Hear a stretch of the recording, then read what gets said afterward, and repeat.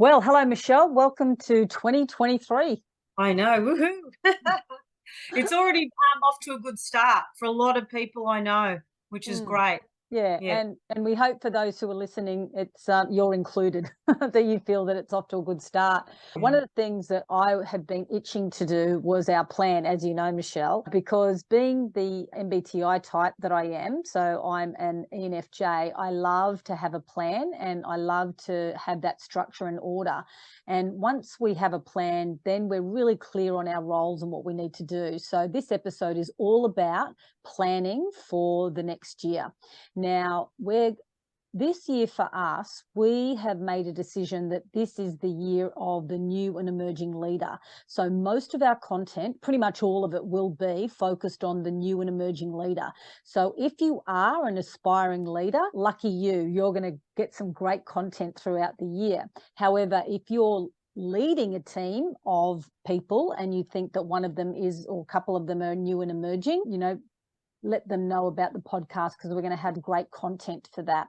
And if you are an emerging leader, to be able to create a plan for your team is one of the most important skills, wouldn't you say, Michelle? Yeah, and I was just thinking, even if you have an established team and you have been a leader for a little while, this could be a bit of a refresh for you as well. Yeah. Okay. So let's have a look at what are some of those key areas that we're going to look at today when we take you through our presentation. Because in our presentation, we've got a 10-step team-based planning framework, and we're going to take you through all of them. So the first step that Michelle is going to go into a little bit more detail is the situation analysis. Then step 2 is, how do you create a SWOT analysis, and what is a SWOT analysis and why do you do it? We are going to look at the step 3 stakeholder analysis. We'll look at our team purpose. Now, if you are a business, you might see this as, what is your business purpose or your overall purpose? Team values. If you're in a large organization, you might already have values. If you're not, this is a great opportunity to create some values, and we're going to share with you some of our values as well. We'll have a look at setting objectives. So this is getting into the detail, who does what. Then we'll look at what resources and support you need, which is step 7. Step 8 is, how do you shore up the plan? And this is a really important step that a lot of people miss out on, but it really does help to solidify it. Step 9 is creating a timeline. What are those critical points? And then step 10 is monitoring and following up. How do we keep the plan alive? So take it away, Michelle, step 1. Okay, step 1, situation analysis. A lot of people skip this part and they jump straight into setting objectives. And the beauty of this is that a situation analysis really gets everybody onto the same page in terms of what's been happening in the team, what went well, where are we heading, where do we want to head. So it's actually coalescing all of these sort of little thought bubbles that are going on in everybody's head and getting it out there onto one page so that everybody is really on the same page. And so we call it a situation analysis. And the way that we have found works really well for teams is to start with a bit of a reflection. And so when we say, okay, so let's reflect on the previous year, some people go straight into the team and the team dynamic side of things, or they go straight into the financials, or they go straight in, and then they just tend to focus there. What we have found is a little bit of structure around these reflections can be very useful. And so the first thing is, you can reflect. So there are a couple of ways you do this, is reflect on these key areas such as financials. So what were our financials like last year? And you could do it month by month. If you have good record keeping, you can put a calendar up on the board and go through January right through to December in each of these key areas. So that's super systematic way to do it. And so you reflect on, how well did we do in our financials, if we were to reflect on that. Our reflections on team learning and development. What did we do? How do we feel about it? What went well? What didn't go well? Processes and operational excellence. When we reflected on that, what did we notice? customers, clients, and then marketing and social media could be another area that you reflect on. And so what you would do is you would then start with your reflections in each of these areas, and then you have a look at, so what is the current state as we are today, about to move into the year moving forward? How would we describe the current state in each of these areas? And you could either go positive, negative, put a number from 1 to 5, 5 being fantastic, in a great position. It's really up to you as to how you decide to categorize that, or the words that you use to frame that up.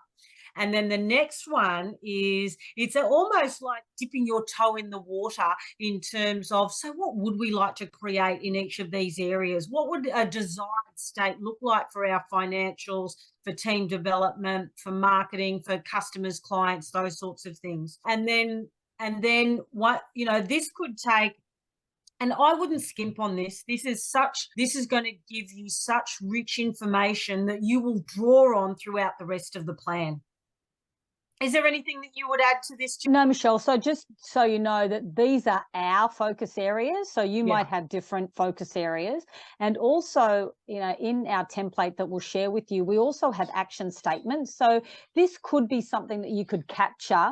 So when you are reflecting and someone, you think, oh, actually, that's a bit of a missing piece for us. Where are we going to use that? Are we going to have a parking lot where we actually park all those things, because we want to be able to capture things? So we just said action statements, but you could say parking lot when you actually do this as well. Right. So that's step 1, situation analysis. And then step 2 is the SWOT. So what are our strengths, weaknesses, opportunities, and strengths? And the reason why we do a SWOT is because you want to be really clear, because businesses change on a dime now. Like instead of doing the 3-year plan, you might want to do every quarter or every 6 months, because things are changing so rapidly, and you want to be able to capture this. So the strengths are really characteristics of your team or your business or even your project that give it an advantage over others. So what are some of your strengths? And so some of the strengths could be the technical capability of your people. So it could be that you have a tech strength that perhaps others in the project or in your business don't have. So really it is around characteristics. So they're more internal. Then you've got weaknesses. Now, these are characteristics that place your team or your business or your project at a disadvantage relative to others. So what are some of the disadvantages? Now, it could be that you don't have enough people in your team to be able to take on the project at the moment, or you have high turnover. So what are those things that give you a bit of a disadvantage? Opportunities. So now we're actually capturing those external things. So elements that your business project or your team could exploit to its advantage. So what are the opportunities here? So you might have some clients that you've worked with before that will actually introduce you to a new client and things like that. So what are some of those opportunities? And you've got threats. So these are elements in the environment so that could cause trouble for your business or your project or your team. So that could be political, it could be environmental, it could be the financial instability. So those are those external things. Now, the reason why we capture them is because we want to make sure that our objectives reflect those opportunities, and maybe we need to mitigate some risks. And the way in which we've done this is we've actually had butcher's paper with strengths, weaknesses, opportunities, and threats. We've separated the teams, and we've started, like 2 people or 3 people at each area. And then we give them 5 minutes, and then people kind of circulate. So at least you have a really broad idea of people's notion about what their strengths, weaknesses, opportunities, and threats are. Okay. And so step 3, Michelle. Terrific. The next one is we have a look at stakeholders, and stakeholders are different from clients. Stakeholders are anybody who is going to be either advantaged or disadvantaged by your success or failure. And so you would look at stakeholders almost like partners and people who you want to support in order for you to be successful, and vice versa. And one really good way to do this is just really start with a brainstorm. Who do we believe to be our most important stakeholders and why? And then you ask a couple of key questions, and that is, what what do they currently think of us, these stakeholders, and what do we want them to say about us in, 6 or 12 months time? And if you actually are not really clear about the answer to those questions, then that leads you to, take on an action, and that is to find out, so what do our stakeholders currently think of us? And that will highlight some of the gaps that you may have, or it may highlight some opportunities that you could leverage. Information is key here. And so really spend some time on understanding what your stakeholders think of you and what you want them to say about you, and if they've got any feedback for you.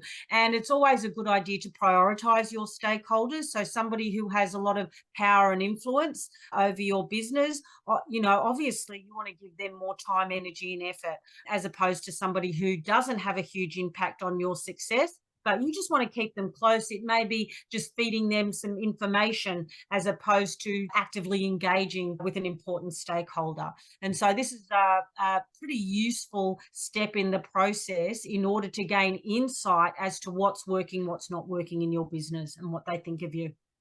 Yeah, and again, thinking about, will we need to create an objective around that if it's that important to us? And Right. hint, hint, you always want to have an objective around your stakeholders. All right, step 4, our team purpose. Now, if you are an existing team, you might have already done your team purpose, but I think it's really worthwhile reviewing that. Or if you're an existing business, you might see it as, what is the purpose of your business? So for Michelle and I this year, our purpose is, developing materials and enhancing the capability of new and emerging leaders. So all of our focus is around that particular area this year.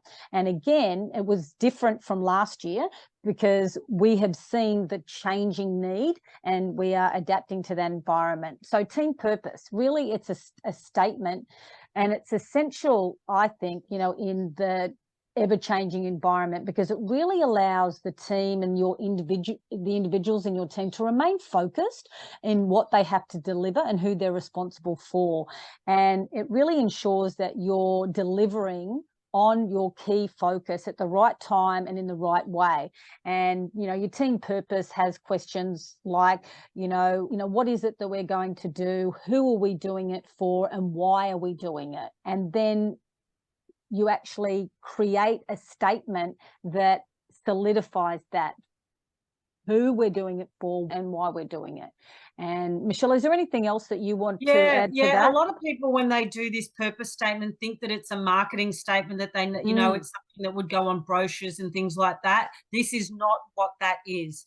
That would be more like perhaps a vision statement or a mission statement. This is this is very practical, very grounded. This is for your team and people within your organization and perhaps your stakeholders, identifying what it is we actually do each, or almost each day, or is really grounded in practicality. So don't think about it as a marketing statement. Make it as practical as possible, and you can do that test. And that could be, could somebody who doesn't know anything about your business read this purpose statement and get an understanding and appreciation of what it would be like to work in this team and what you actually do. So don't skimp on the words. Sometimes, it could be a couple of paragraphs worth, but be practical and don't use sort of flowery words. And just know that another test is that if somebody new to the team comes in, they have a look at the purpose statement and they get an appreciation of what it is that you do and why you do it and who you do it for.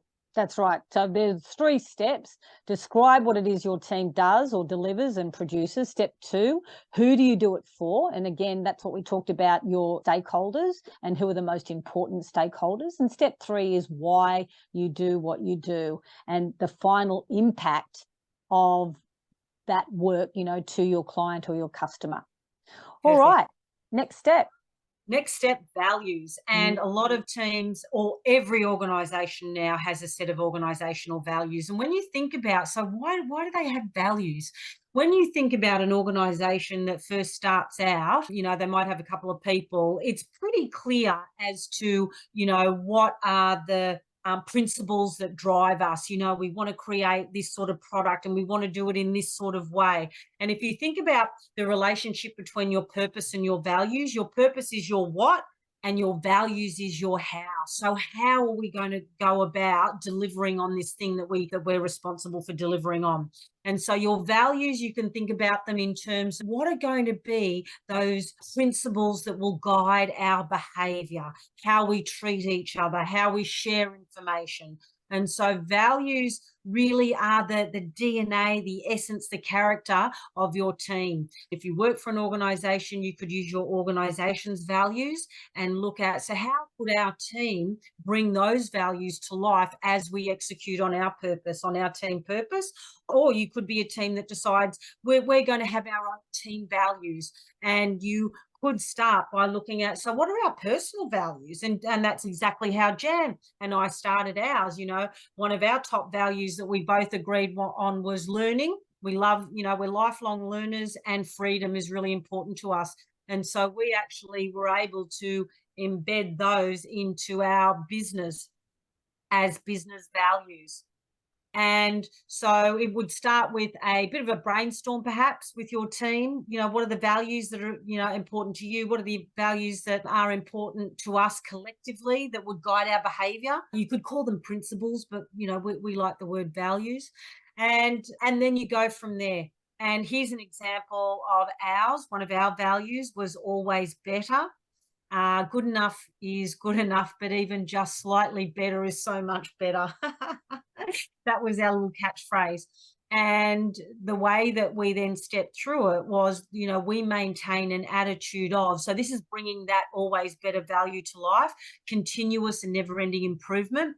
So above the line thinking was another way that we would maintain that attitude of always better, and taking ownership, like really taking ownership of our successes and, more importantly, our failures. The daily litmus test for us was, did I surprise and delight anybody that I work with today? Or did I surprise and delight myself with my work today? And I really like the way that we've done our litmus test, because values can just be principles and very esoteric sometimes. They're just sort of ideas or concepts. But when you can ground them in your actions and reflect on, okay, so did I live my values today? Did we do that? Then through that daily litmus test, you are bringing your values to life. And, you know, the research shows that those people who have their personal values in alignment with the work values or business values are a lot more constructive, engaged, and usually more successful. All right, so that's the step 5, values. And now we're going to have a look at step 6, objectives. So this is when we're really getting into the nitty-gritty of the planning. And what I would say around objectives is you want to then have a look at the things that you've captured in your car park from your situation analysis, your stakeholder, the team purpose. Did anything come up that you need to, you know, like really start to put in those key focus areas? So remember, we had about 5 key focus areas. I wouldn't have any more than 7, definitely no more than 7. But if you can keep it to, you know, like 3 to 7, that's usually good. So these are an objective, what we want to achieve, you know, what are the actions and how we're going to get there. You want it to be specific, you want it to be quantifiable, you want to have realistic targets that measure the accomplishment of the goal, you know, over a specific period. Then you want to describe what those results must achieve, and you want to describe what success looks like in terms of those, you know, specific measurements and the outcomes that you're hoping or that you want. You know, obviously you want to make them realistic so you'll be able to achieve them. So we want to share with you what we have done in relationship to that. And one of our objectives, or the key focus areas, was our customer and clients. And so with the template, we had the key focus area, and it was customer and client. So for you, it could be that, or it could be around your processes, operational excellence. And then we had, what was the objective? So so make sure that you have a specific and smart objective around that. What is the measure? So how will you be able to measure that? So is it going to through an engagement survey? Is it, you know, customer satisfaction, feedback? Then we want to know who is accountable for it. what are the actions? So, and this is really important. So what actions are going to allow you to support that objective and to achieve that? And after each action, you have who is responsible, by when, and what resources that you need. So this is going to be a template that we will share with you. And then we've done this for each of our key focus areas. Now, what we've also done with our objectives is we've made them into quarterly. So we've done a 1 year objective for each area, and then we're doing quarterly objectives for each one. So again, depending on what your business or your team has the capacity for, that's what you have to be flexible. Is there anything that you would want to share with that, Yeah. Michelle? Yeah, so at the very, very beginning, when we did our situation analysis, we looked at the desired state. This is when, before, because for some people, this is really the nuts and bolts of the planning session. And you need to have everybody on board. Everybody should have come along the journey to get to this point, because this is a litmus test, really. So go back to your situation analysis and have a look at, so what was our desired state in terms of financials?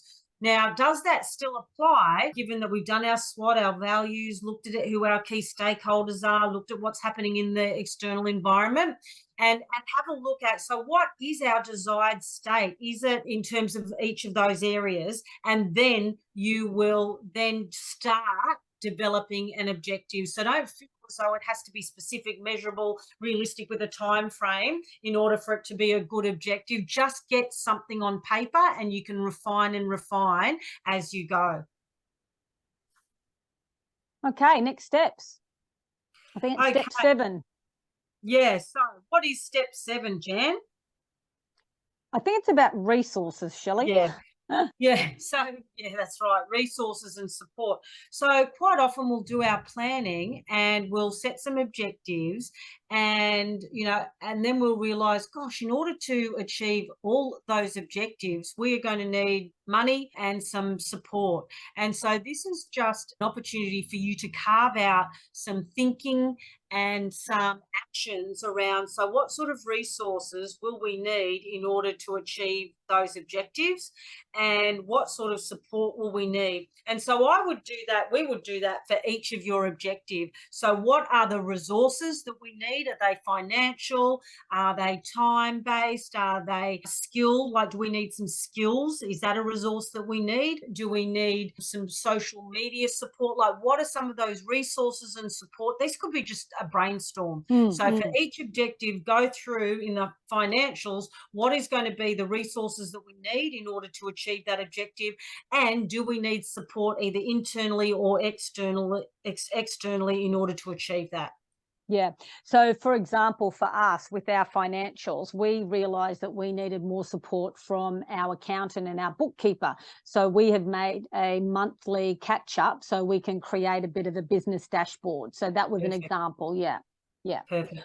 All right. So that's step 7. Step 8 is reviewing the plan. Now, as a judger in the Myers-Briggs, wanting to, our favorite words are done and next, we were kind of like, yeah, come on, let's complete the plan. This is a really important time for the team to just, spend a couple of minutes just having a look, go around the room, or if you're on Zoom or, doing it virtually, is just to do a little bit of reflection of where we are and our objectives, and does it align to our purpose and vision and the feedback that we've been getting. And reviewing the plan, I would ask 2 questions. So what do we need to let go of? Because some teams just keep on adding and adding. And that's why we only need a couple of, like maybe 5 to 7 objectives, because you want to make sure you nail them, set yourself up for success. So what do we need to let go of? And then what are we going to do now that is not in the plan? Like, have we missed anything? So again, those questions just prompt another level of thinking that perhaps you wouldn't if you were just going to rush through it. Yeah. So review the plan is step 8. Yeah. And so to that last point, Jan, sometimes our day-to-day activities get lost, and you think, oh, so how does that link? Like, we're doing these objectives, but how does that link to the day-to-day things that we're doing? Just like you said, put that in the plan. Put your, your day-to-day activities, or not day-to-day activities, the work that you do on a regular basis needs to go in the plan. So for example, if you're a business and you know that every month you need to review client records, that is an objective that goes into the plan. If it's a big chunk of work, and then you step back, like you were saying, Jan, and saying, oh, okay, so is that everything that we do currently? We'll put that in the plan. That could be one objective, or it could be a couple of objectives, or you could find that it fits under some of those different categories. But don't forget to put the stuff that you're doing now into the plan, and also don't forget to take out those things that really aren't that important now, or not, or aren't relevant, because you can't just keep adding every year. It doesn't work, and we've seen teams become almost stifled, dysfunctional, because and stressed out because they just keep adding. Yeah, demotivated. Yeah. So the next one, step 9, is create a timeline. If you don't schedule around your priorities, you are doomed to fail, personally, professionally, and as a team. And so that's all we're doing now. We are just scheduling in these objectives and putting them on a timeline, whether it's a group calendar, whether it is I've seen teams have an actual timeline and put their objectives at the top of the line, and then who's responsible at the bottom. And then they can start to plot other things that are going on in the business or the environment, public holidays, all those sorts of things. So it is a really, really good tool to have a timeline, definitely, and then plot when those objectives are due onto that timeline. Yeah, because what we've seen is that when you start to actually see it, all the objectives drop in a certain kind of like 1 or 2 months, and that's when they're doing their financial, and they're like, oh, okay, yeah. So it sounds like a lot of work, but I tell you what, when you have a really robust plan, you're going to get the benefits of role clarity. You're going to understand expectations. You know when you're on track, you know when you're off track. And that's why step 10 is really important, is the monitoring and following up. How do we keep this plan live? And so the agreements might be that we're going to have in our weekly meetings or monthly meetings, we're just going to review the plan for 10 minutes just to see how we're going with it. Is there something that we've missed we need to take out? So I think that's really important. And 2 is, how often are you going to check up and check in? So if you can agree on those, so how do we keep the plan alive? So do you actually have it up on a wall, or do you in your agenda? I think something tangible is going to be really important. And that's what we've done, Michelle, isn't it? We've actually done a plan on a page, and we're going to share with you our plan on a page, because we just think that when you see something on a regular basis, it really just does help the mind to settle with, that's where we're going, that's what we're doing. So in our plan on a page, we have that up the top, we've got, this is the year of the emerging leader. So it's kind of like our purpose, this is the thing that's really driving us this year. And then these are the columns that we have. We have our focus areas. So we have, and these are the focus areas that we had mentioned, financial, team, operational excellence, etc. Then we have the focus for the year. So what is the focus for the year? Financially, operational, customers.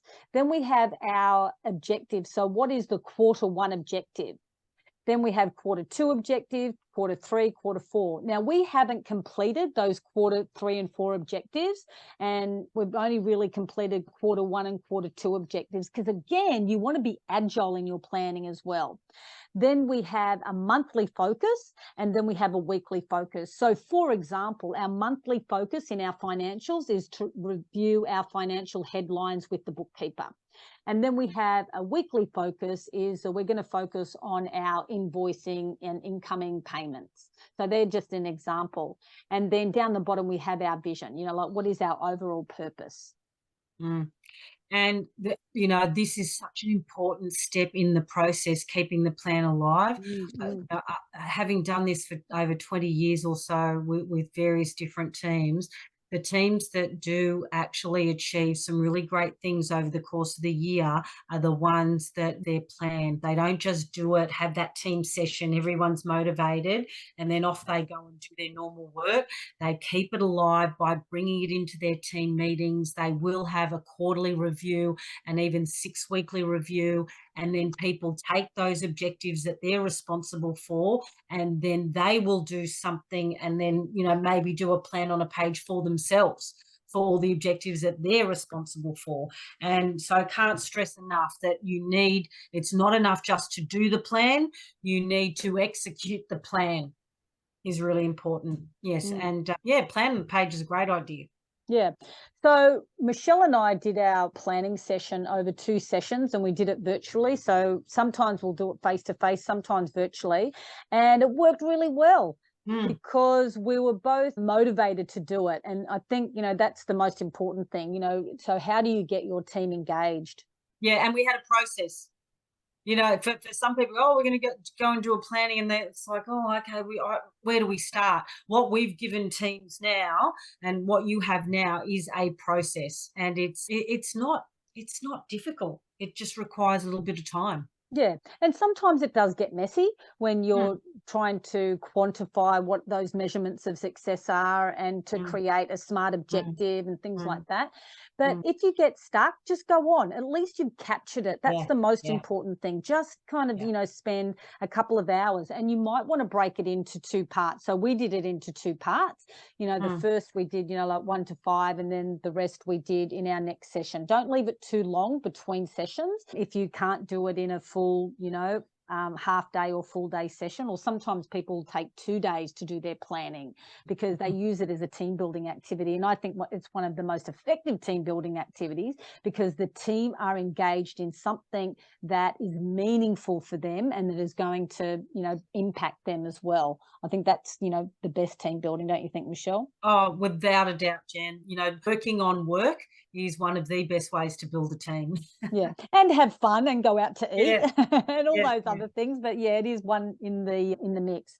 So yeah, we really encourage you to have a go at the team-based planning. And if I was to set up my team for a team-based planning session, I would actually give them the 10-step process at the before, so they can actually start to reflect. So you want to prime people to think about those responses before you actually get them in the room or on your, in your team meetings on your team. So good luck with it. We'd love some feedback. If you have any questions, please reach out.